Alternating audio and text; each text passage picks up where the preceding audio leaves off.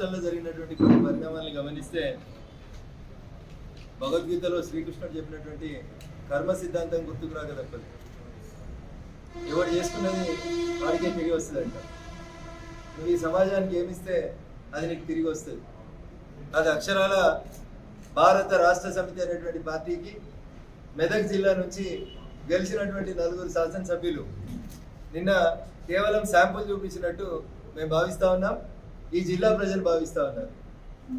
కప్పిపుచ్చుకున్నందుకు కొద్దిసేపటి క్రితం మళ్ళీ బలవంతంగా తీసుకుపోయి వాళ్ళ 4 కూర్చోబెట్టి మళ్ళీ ప్రెస్ మీట్ పెట్టించినట్టు కనబడుతుంది.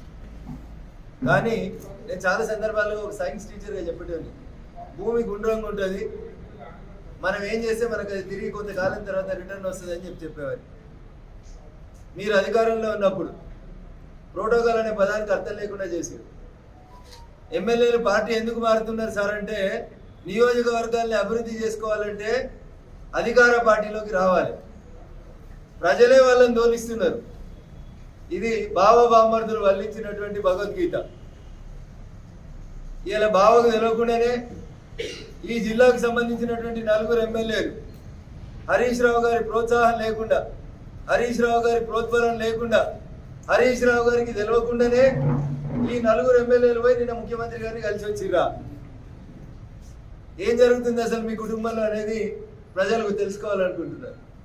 మీ కుటుంబ పాలన వద్దని పంపించిన తర్వాత కూడా ఇంకా షాట్ల తౌడు వస్తే కుక్కలు కొట్లాడినట్టు ఒకరు తూర్పు ఒకరు పడమర కొట్లాడుతూ ఈ రాష్ట్ర రాజకీయాల్ని భ్రష్టు పట్టించేటువంటి కార్యక్రమాన్ని మీరు ఇంకా కొనసాగిస్తూ సన్నాయి నొక్కులు నొక్కుతారు. ఉద్యమకారులకు ఇస్తాం, కార్యకర్తలకు ఇస్తామని చెప్పి 20 ఏళ్ల తర్వాత యాదికి వచ్చినట్టు ముచ్చట చెప్తూ మెదక్ ఎంపీ బీఫామ్ని ఆల్రెడీ ఒక ఆయనకు అమ్మేసుకున్నారని, భూముల అరకొండలకి రింగ్ రోడ్ని వంకర్లకు తిప్పిన వాళ్ళకి అమ్ముకున్నారని చెప్పి ఒకవైపు ప్రచారం జరుగుతున్నటువంటి ఈ తరుణంలోనే మొన్న సాయంత్రం ఫామ్ హౌస్కి చేరుకున్నటువంటి ముఖ్యమంత్రి గారి తనయ తాను మెదక్ ఎంపీ నుంచి పోటీ చేస్తానని, తన తండ్రి మీద కుటుంబం మీద ఒత్తిడి తెస్తుందని తెలుసుకున్నటువంటి సిద్దిపేట శాసనసభ్యులు ఈ పెంటంతా నాకెందుకని బహుశా ఈ 4 ఎమ్మెల్యేలు అన్నట్టు వార్నింగ్ ఇచ్చే రూపం లోపల పంపించినాడని చెప్పి ప్రజలందరూ భావిస్తూ ఉన్నారు.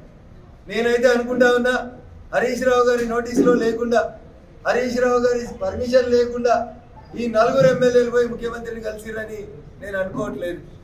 గతంలో ఒకసారి మనందరికీ గుర్తుండుంటుంది, రాజశేఖర రెడ్డి గారు ముఖ్యమంత్రిగా ఉన్నప్పుడు, రెండోసారి రాజశేఖర రెడ్డి ముఖ్యమంత్రి అయిన తర్వాత గట్లే మీ సిద్దిపేట ఎమ్మెల్యే గారు ఇట్లా ఒక ఫోకే తీసుకొని పోయి రాజశేఖర రెడ్డి గారిని కలిసిరు. మళ్ళీ తెల్లారి ఏమైందో తెలియదు, వాళ్ళు కూడా ఇవాళ ఈ 4 పెట్టినట్టు ఆయన కూడా అప్పుడు ప్రెస్ మీట్ పెట్టిండని అందరు మీడియా మిత్రులంతా ఫోన్ చేసి చెప్తా ఉన్నారు. సో అసలు ఆ కుటుంబంలో ఏం జరుగుతుంది, ప్రజలు తిరస్కరించిన తర్వాత ఏమైనా జ్ఞానోదయం అయిందా అంటే, పార్టీ మీద పెత్తనం కోసం ఒకరి మీద ఒకరు జరుపుకుంటున్నటువంటి ఆధిపత్య పోరులో ప్రజలు చాలా స్పష్టమైనటువంటి తీర్పు ఇచ్చిండ్రు. ఈ రాష్ట్రానికే మీరు వద్దని చెప్పిండ్రు. ఇక దేశానికి పార్లమెంట్కి జరిగేటువంటి ఎన్నికల లోపల మీరు ఒక పెద్ద బిగ్ జీరోగా మిగిలబోతున్నారు.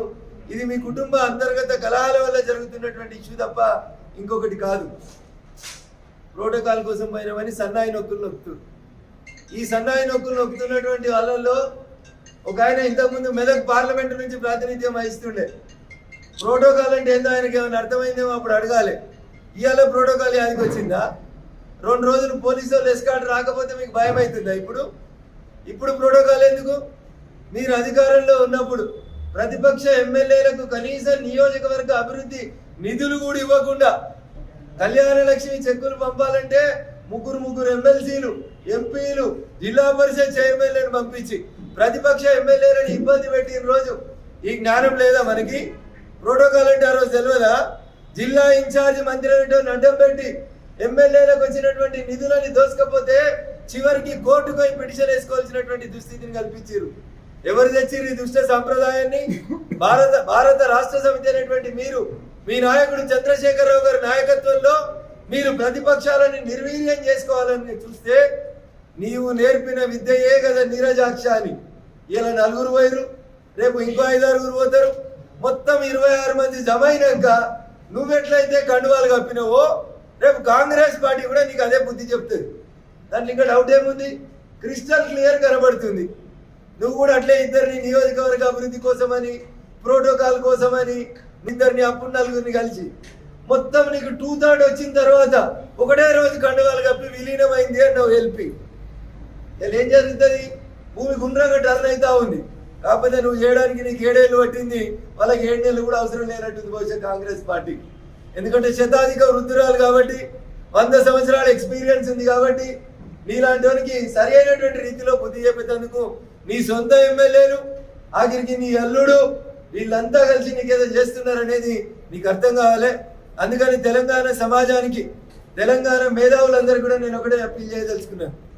రానున్నటువంటి పార్లమెంట్ ఎన్నికలలో బారాసా కోటేస్తే అది కోమటి చెరువు లేచినట్టు అవుతుంది, హుస్సేన్ సాగర్ లేచినట్టు అవుతుంది, మూసీ నది లేచినట్టు అవుతుంది తప్ప ఒక్కరికి కూడా ఉపయోగం ఉండదు. ఒక ఎంపీఓ పొరపాటున, ఒక ఎంపీఓ 2 ఎంపీలో గెలిస్తే వీళ్ళు పోయి ఏం చేయాలి? రేపు ఏం చేయడానికి కూడా వీళ్ళతో కాదు. అందుకని దయించి విఘ్నులైనటువంటి తెలంగాణ సమాజం అంతా ఈరోజు ఆలోచించాలి.